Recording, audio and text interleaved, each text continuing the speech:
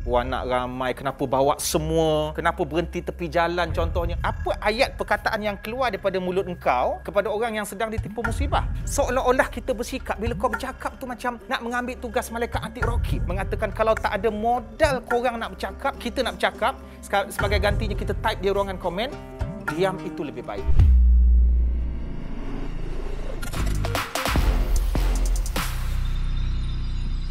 Assalamualaikum, kembali kita bertemu dalam Sema Viral untuk malam ini bersama saya Fitri Yahya, dan kita nak bincang isu yang sangat penting untuk tamadun manusia, jiwa dan rohani. Dan satu negara masih terkesan dengan pembagian seorang ibu yang dirempuh trailer mengorbankan bukan seorang dua tapi 8 anaknya.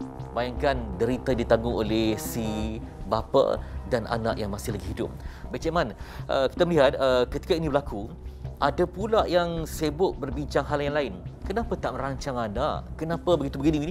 Sedangkan orang tu berdepan satu detik yang sangat menguji keimanan. Itu bukan urusan kita untuk mempersoalkan tentang orang yang terlibat dengan musibah yang berlaku. Kita terus fokuskan itu sebab ada benda-benda yang kita boleh sentuh. Contohnya, berapa keperluan, apa yang diperlukan, van jenazah okey ke tidak. Sebab kita nak fokus pada isu. Tiba-tiba kita nak kaitkan dengan benda-benda yang itu urusan Allah. Benda ghaib. Anak ni, ada 20 orang, 20 tahun kahwin tak dapat anak, yang ni pula senang beranak. Itu semua urusan Allah.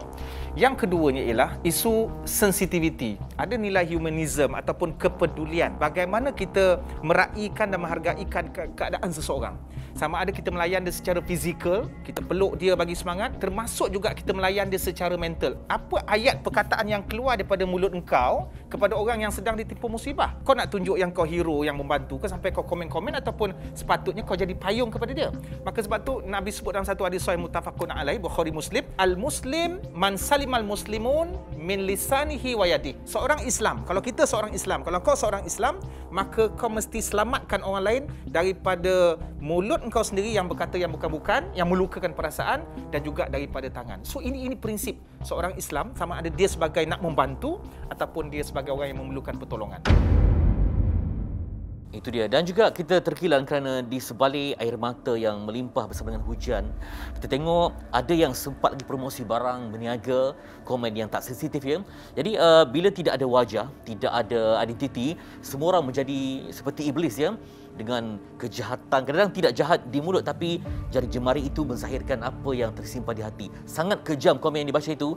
Saya rasa memang kezaliman juga dalam bentuk tulisan itu sangat berlaku di akhir zaman ini. Siapa yang beriman kepada Allah, siapa yang beriman kepada Allah dan juga hari akhirat, maka dia hendaklah berkata yang baik. Falyaqul khairan aw liyasmut. Hendaklah dia berkata yang baik-baik ataupun diam. Cuma sekarang ni kita tak adalah nak berburak-burak dengan orang sangat sebab kita sekarang ni zaman media sosial. Menurunkan komen, dan komen yang kita turunkan itu adakah berbentuk gosip, dan semua mungkin ada yang bersifat mengambil peluang, dan ada yang bersifat menangguk di air keruh, dan ada yang bersifat nak menunjukkan dialah pemberita yang pertama ataupun dialah yang hero dalam mendepani isu-isu yang macam tu. Apapun sensitiviti sesama manusia, tak kira bangsa apa pun, menjadi keutamaan dalam agama. Agama mendidik itu.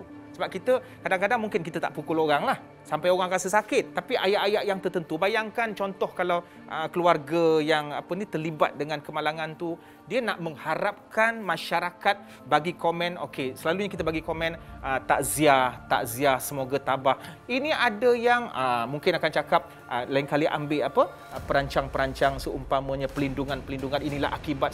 So akhirnya niat kita itu menentukan apa yang kita tulis itu dapat sebagai ganjaran ataupun balasan daripada Allah. So kena jaga apa yang kita type itu. Kita bimbang kalau ada, sebab kita ni hidup bermasyarakat kan, hidup berkeluarga. Bayangkan kalau ada ahli keluarga, malam mangsa sendiri yang terbaca komen, ada yang mungkin rasa macam sedih, ya, syahdu, rasa marah. Adakah ini akan menimbulkan impak dosa kepada mereka yang melakukan tulisan tu? Dia tengok niatlah, innamal a'malu binniyat. Sesungguhnya setiap amalan, sesungguhnya setiap komen yang diturunkan dalam ruangan komen oleh netizen tu tadi bergantung pada niat. Kalau misal kata dia seorang yang penjual itulah yang benda-benda yang pelindungan apa semua tu kan, kalau dia niat okey, ini mungkin orang ni tak ada, mangsa yang terkena musibah, maka dia pun type dekat situ. Bukan semata-mata nak menjadikan mangsa tu sebagai contoh, Tak. So tak ada masalah benda tu. Apa pun niat. Tapi kalau kita nak menyindir, kemudian kita mempertikaikan, anak ramai, kenapa bawa semua, kenapa berhenti tepi jalan contohnya. Kita tak ada idea latar belakang kejadian. Tak ada siapa yang mungkin nak berhenti tepi jalan kecuali ada sebab. Termasuk juga orang yang melanggar. Kita pun tak tahu macam mana dia boleh melanggar. So, benda-benda yang tak tahu. Kadang-kadang di kalangan manusia ni kita jadi pelik. Kita muhasabah diri kita. Seolah-olah kita bersikap bila kau bercakap tu macam nak mengambil tugas malaikat anti rokib. Sedangkan malaikat sendiri pun duduk diam dekat sini belah kiri dan kanan kita ni melaksanakan tugas Allah, dan mereka tidak melampaui kecuali apa yang Allah tugaskan kepada dia orang. Sedangkan mereka itu hebat dari segi benda-benda ghaib. Ini kan pula kita manusia. Jadi sebab tu Nabi kata bijaksanalah Rasulullah mengatakan kalau tak ada modal korang nak bercakap, kita nak bercakap, sebagai gantinya kita type di ruangan komen, diam itu lebih baik. Sama juga seperti individu yang misalnya kata kalau ambil gambar orang kemalangan ke atau apa saja, tetapi dipakejkan dengan promosi perniagaan dia lah. Promosi apa-apalah yang berkaitan ya. Ambil gambar orang kemalangan yang cedera, yang menangis. Jadi sebagai modal untuk lariskan bisnes dia. Menunggang kesedihan dan kesusahan orang lain demi mencari fulus.